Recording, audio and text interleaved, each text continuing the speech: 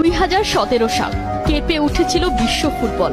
সব হিসেব নিকেশ শিখেই তুলে উলট পালট হয়ে গিয়েছিল পুরনো সব রেকর্ড। 222 মিলিয়ন ইউরো, টাকার হিসেবে 2118 কোটি 53,442 টাকা। বার্সা টু পিএসজি, নেইমারের এই জার্নি নাম লিখিয়েছিল ইতিহাসের পাতায়। চাইল্ডহুড ড্রিমকে সত্যি করতে রিয়ালের লোভনীয় অফার ছেড়ে নেইমার বেছে নিয়েছিলেন বার্সেলোনাকে। মেসি সুয়ারেজের সাথে যুক্ত হয়ে গড়ে তুলেছিলেন শক্তিশালী ট্রায়ো এমএসএন।